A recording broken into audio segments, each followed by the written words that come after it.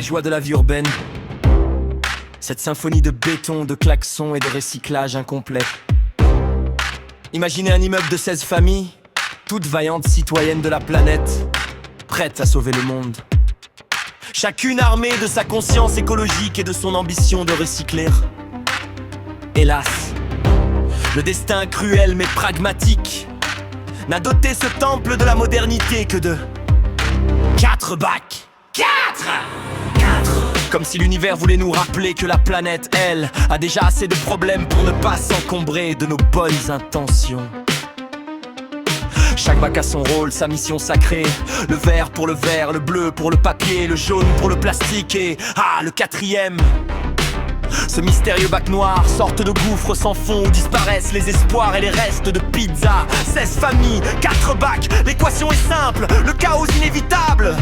Les bouteilles en plastique se chamaillent avec les cartons, les canettes cherchent refuge dans le verre et le pauvre sac biodégradable finit sa vie dans une danse macabre entre le jaune et le noir. Les habitants se transforment alors en stratèges généraux d'une guerre écologique qu'ils ne peuvent gagner. Même Mime Dupont, fervente militante du compost, tente de convaincre ses voisins de ne pas jeter les épluchures dans le bac noir. Mais les crises de lasagne d'autres familles finissent toujours par triompher. M. Leblanc, ingénieur du dimanche, a construit un système de rotation des bacs, un calendrier digne d'un plan militaire. Lundi, plastique, mardi, papier, mercredi, verre. Mais le jeudi, catastrophe. Le bac jaune déborde et la révolution s'amorce.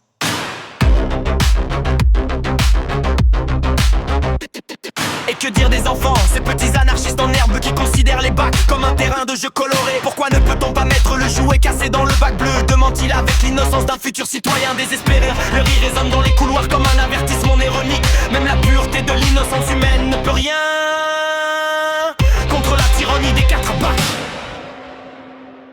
La poésie de la scène est palpable. Chaque déchet qui chute est un vers. Chaque carton écrasé un haïku.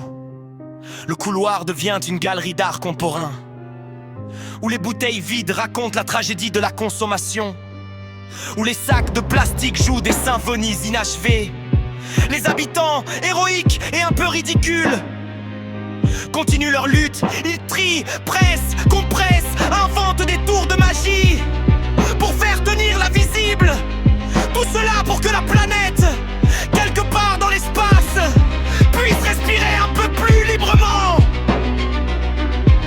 Et ainsi va la vie dans un immeuble de 16 familles avec 4 bacs.